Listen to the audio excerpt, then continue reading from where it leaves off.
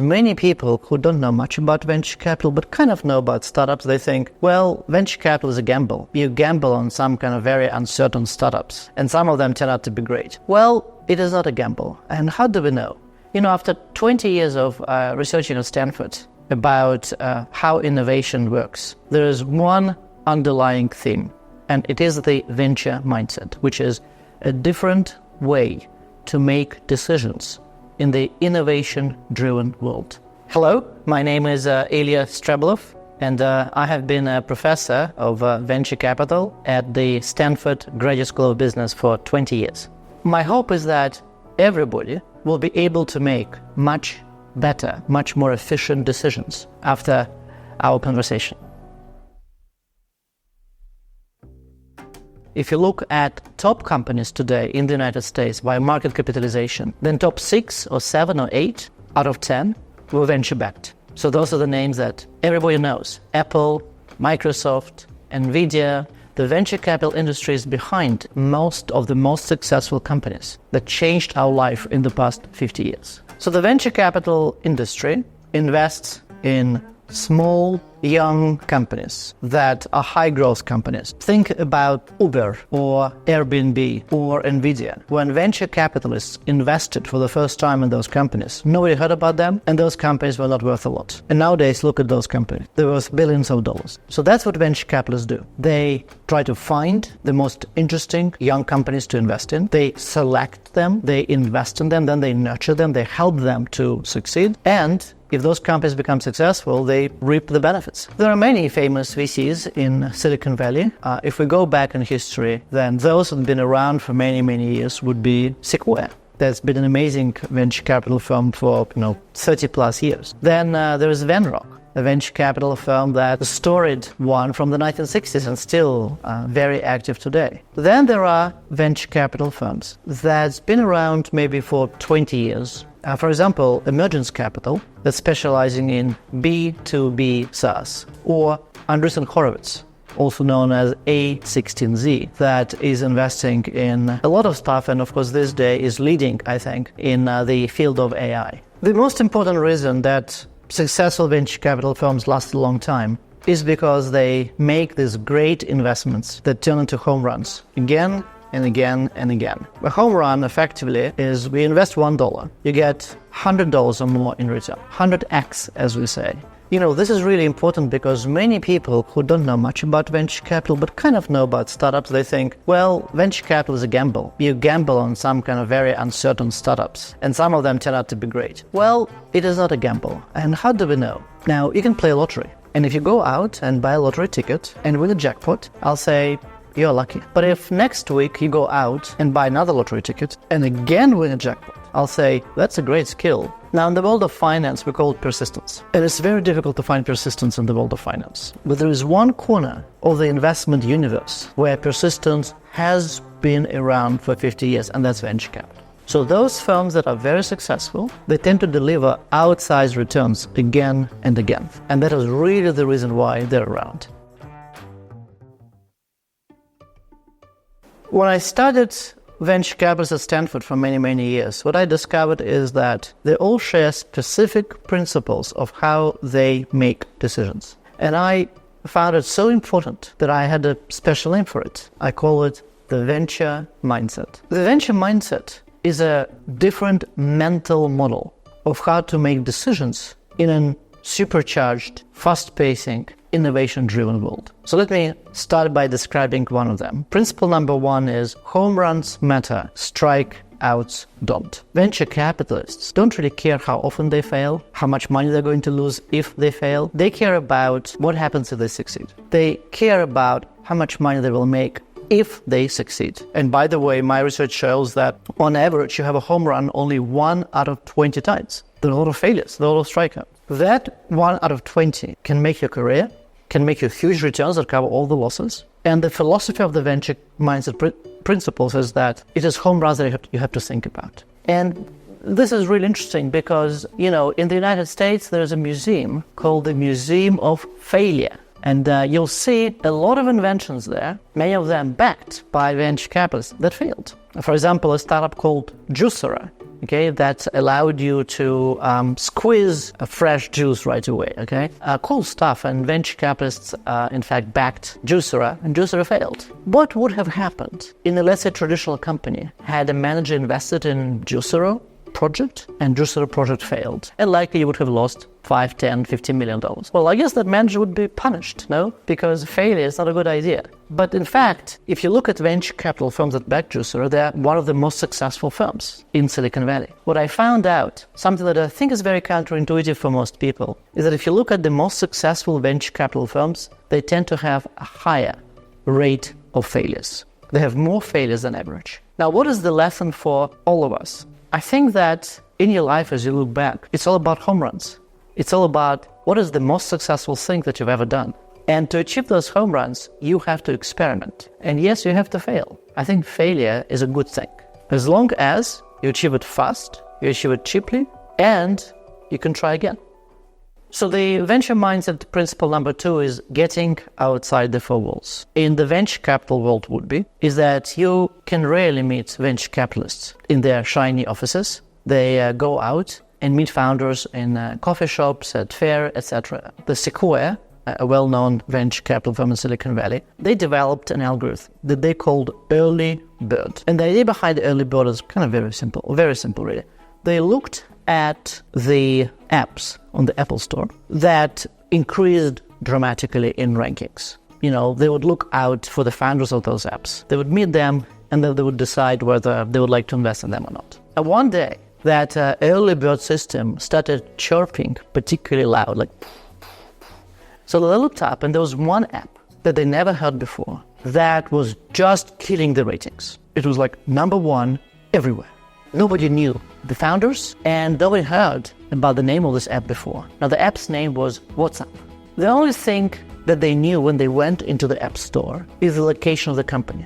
And the location of the company was Mountain View, which is a city of around, I would say, 50, 70,000 people in Silicon Valley. It's a large city. How would you go about it? Here's what Sequoia Partners did. They just decided to walk the Mountain View. They decided to walk the streets of Mountain View, knocking on the doors and trying to find the founders of WhatsApp. And they took them several days, and they did find it. They did find the founders. They convinced the founders that they will be investing in WhatsApp. And the rest is history. When very soon after that, Facebook bought WhatsApp for billions and billions of dollars. And that, of course, became a very successful Sequoia investment. But that is a principle of getting outside the four walls. Now, the venture mindset principle number 3 is the prepared mind. The origin of this is science. A very famous French scientist of the 19th century, Louis Pasteur, said, in the field of observation, chance favors only the prepared mind. What he really meant by that is that to discover something, it's not enough to be lucky. It's important to be lucky and see your luck. Let me give you an example. A student of mine was raising money from the VCs. What happened was that a quite well-known venture capitalist sent him an email, and we looked at your deck, we're actually quite interested. And here's the question. And my student was prepared. He responded within 2 minutes. 5 minutes later, oh, interesting, here's another question. And this continued. This ping pong continued throughout the night. And the student was ready with every single question, and it was ready with deep answers. And next day, the fund decided to invest. And you know, it's interesting, in Silicon Valley, there is this myth that the venture capitalists are geniuses who meet an entrepreneur. The entrepreneur is going to write something on the napkin. The VCs fell in love with the founder, invest, and the rest is history. So their reality is very different. The reality is that venture capitalists are really prepared. They know right away the patterns that they seek. They know right away how to evaluate those entrepreneurs, so they can make very, very fast decisions. Try to have the prepared mind. I think preparation is very, very important. The venture mindset principle number 4 is say no 100 times. What I found out is that for each deal that venture capitalists make, they tend to say no to more than 100 opportunities. And in fact, the best VCs tend to say no more often. Indeed, it's kind of in their blood. They expanded their network. Now they need to very effectively say no to many startups, so that to invest only one. They cannot invest in all of them. And what is really important is how venture capitalists solve this issue, how they say no. This is what I found out. They're using two mechanisms. They're using the fast lane and the slow lane. To go from 100 to 10, they use the fast lane, and from 10 to 1, they use the slow lane. So the goal is for them to be able to narrow their deal funnel as quickly as possible initially, and that's where the fast lane comes about. Here is the one point to remember about the fast lane. You ask a different question. You ask a question, why should I not invest in this deal? And once you ask a question not, in fact, the way you reach an answer is very different. So what I observed in novice investors, they right away go to the slow lane, and then they are unable to process a lot of information, and their investments are not the best. It's also important for our personal life. Whenever you are trying to make a decision on anything, I think the very first question you should ask, do I have enough choices? Especially if it's about, let's say, finding a job, or joining a startup, or making an investment, your personal investment. Do I have enough choices? Because sometimes I think you need to expand your choices to make a better decision. Once you expanded your choices, the question is how to make the decisions more effectively. Remember, always start with the fast lane. Always ask, why should I not do it? And the way you reach a decision is going to be different than when you ask yourself, well, why should I do it? You say, why should I not do it? Why should I do it? Sounds similar, but actually very different. There's a lot of psychological research that shows that just adding this not changes the decision-making process. Many VCs would carefully check every single email they are getting. We call it cold calls in English, or cold email. So what I tell my students, and I tell founders from all over the world, if you don't know a venture capitalist, then you should not lose hope. You should construct a very smart blurb about your startup. And the probability that the venture capitalist will respond to is pretty high. How do I know? Well, I've done research on this. Several years ago, my former student and I created 50 fake startups. For each fake startup, we created 4 fake founders. For each fake startup, we created websites, profiles, blurbs, and then we sent 80,000 cold email to actual investors. What we found out is that if you restructure your blurb in an appropriate way, the positive response rate by investors is very large. 1 out of 6 to 1 out of 12 investors contacted. There are many tips that will help you to write an amazing blurb if you're a founder.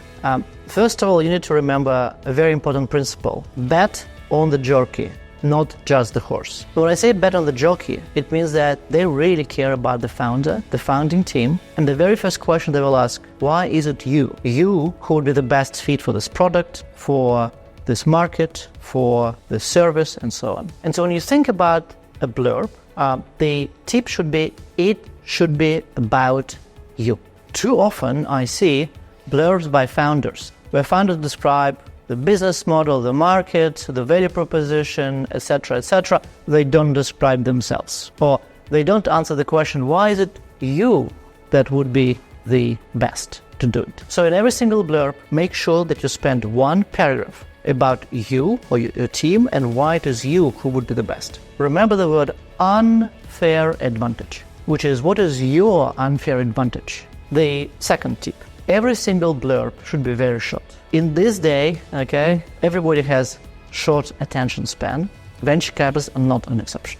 So your email should be maximum 2 paragraphs, and the first paragraph should be about you, and the second paragraph should be about what you do. And when you say what you do, it comes at the first paragraph as well. It should be, what is the pain point that you identified? Why this pain point can change people's lives? Why this pain point is important? What is the solution? And final tip, like a famous poets or famous authors, they will spend a lot of time thinking, crafting, editing, rewriting. So you have to spend time on crafting that blurb. Practice, practice, and practice. And my advice, especially for founders here, is when you create your blurb, first practice on your friends. Ask them to give you critical remarks, and only then send to actual investors. Because I just told you, the response rate is actually very high if you succeed in writing a very interesting, attractive blurb. But also, you have only one chance to open the door.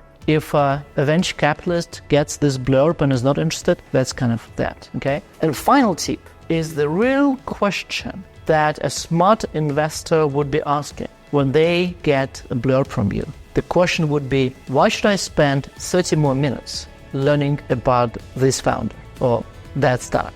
And that is the question you have to answer before you click that button and send your email to the venture capitalist.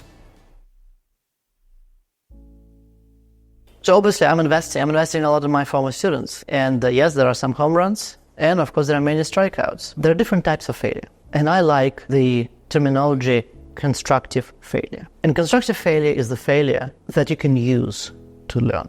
You can use to improve your decisions in the future. I think it's really important to approach this from the psychological point of view. Strikeouts are strikeouts. So when a student emails me back, when a startup founder emails me back and saying, unfortunately we have to close the shop because the startup is not very successful, I just wish good luck. And I tell the students, when you have your next startup, come back. And I think that attitude towards strikeouts is much more important than your attitude towards home runs. And the best strategy about not successful, try to be not successful much more often. And so my maybe important personal advice for everybody, just step back and think about when was the last time you think you failed and what you could have learned from that.